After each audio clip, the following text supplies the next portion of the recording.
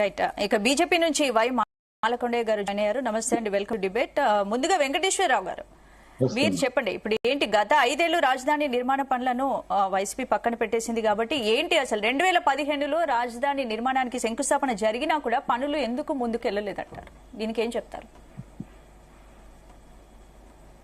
అప్పుడు శంకుస్థాపనలు జరిగింది అంటే ప్రారంభించాం మేడం. అప్పుడు తెలుగుదేశం పార్టీ తరఫున చంద్రబాబు నాయుడు గారు అప్పుడు పనులన్నీ ప్రారంభించారు. అయితే కొన్ని తాత్కాలికంగా ఏర్పాటు చేయడం జరిగింది, సెక్రటేరియట్లు కానీ ఇవన్నీ కూడా. పూర్తి స్థాయి నిర్మాణాలు జరిగే లోపునే మళ్ళీ ప్రభుత్వం మారడం జరిగింది.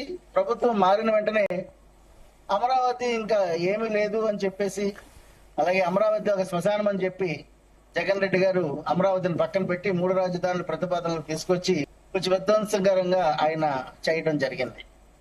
అయితే ముఖ్యంగా అమరావతి ఇప్పుడు పెద్ద ఆయన చెప్పారు, అమరావతిని ఖచ్చితంగా అది వినడానికి కానీ నమ్మడానికి కానీ నమ్మశక్యంగా లేదు అనే చిన్న మాట పెద్ద ఆయన చెప్పడం జరిగింది. అయితే ముఖ్యంగా ఇది ఖచ్చితంగా చంద్రబాబు నాయుడు గారు ఏదైతే ఈరోజు మోడీ మాటల్లో వాళ్ళు చెప్పారో దాన్ని త్వరలోనే ఒక చట్టం రూపంలో అమరావతిని తీసుకురావడానికి మాత్రం గట్టి ప్రయత్నమే జరుగుతుంది.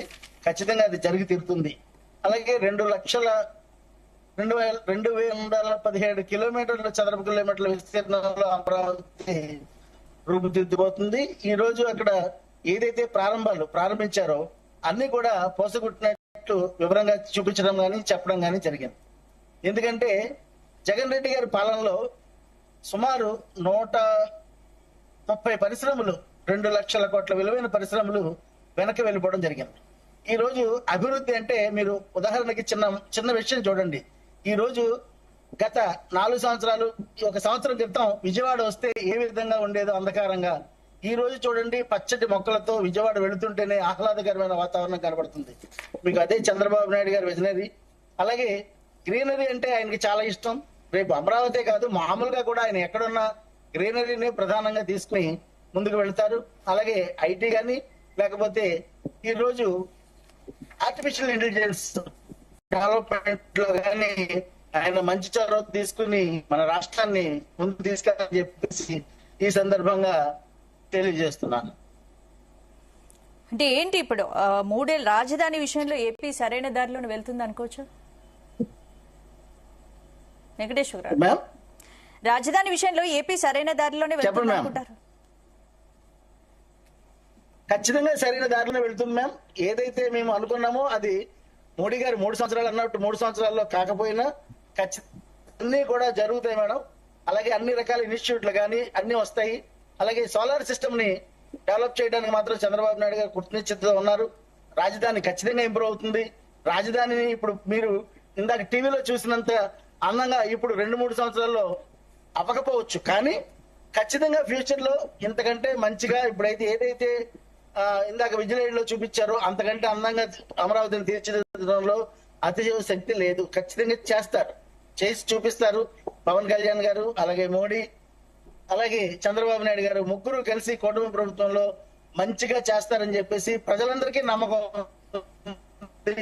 ఖచ్చితంగా జరిగి తీరుతుంది. ఎందుకంటే ఏ మాట ఇచ్చామో ఇప్పుడు కొన్ని ఇంతకుముందు జగన్ రెడ్డి గారి ప్రభుత్వంలో కొన్ని విధ్వంసకర సంఘటనలు ఏమున్నాయంటే చూడండి, అమరావతి శ్మశానం అని చెప్పి ఆయనే శ్మశానంలో దాన్ని తయారు చేశాడు ఆయన నోటుతో అని.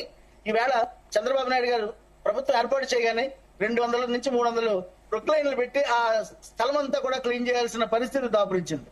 ఆల్రెడీ కట్టున్న వాటిని ఆయన ఎందుకు కంటిన్యూ చేయలేకపోయారు? అది విద్వేషకర చర్యలు, విధ్వంసకర చర్యలు. ఇది మనం ఖచ్చితంగా చెప్తాము. అది ప్రజలందరికీ కూడా తెలుసు. అలాగే ప్రజలందరూ కూడా ఒక్కొక్కసారి ఆ వెలగపూడి ఏరియాను ఒకసారి వచ్చి పరిశీలిస్తే కూడా వాళ్ళకి ఏరియా ఏ విధంగా డెవలప్ చేయడానికి ప్లాన్ ఉంది ఏంటనేది తెలుస్తుంది. ఎందుకంటే ఉదాహరణకి పోలవరం ప్రాజెక్టు చంద్రబాబు నాయుడు గారు నిర్మించినప్పుడు ఆ ఏరియాకి రైతులందరినీ కూడా తరలించారు. అప్పుడు నేను అనుకునేవాడిని, ఎందుకు ఇంత ఖర్చు పెడుతున్నాడు, బస్సులో తీసుకెళ్లి వాళ్ళందరికీ చూపించాలా అని. కానీ ఒక టైంలో నేను వెళ్ళి ప్రత్యక్షంగా ఒక బండి మీద వెళ్ళి నేను చూసి, ఓహో ఇంతకన్నా ఈయన చూపించారు, ఈయన విజన్ ఎలా ఉంటుందా. లేదనుకోండి ఆ పోలవరం అంటే పోలవరం అనుకుంటారు, కానీ పబ్లిక్ ఇవన్నీ కూడా తెలియవు.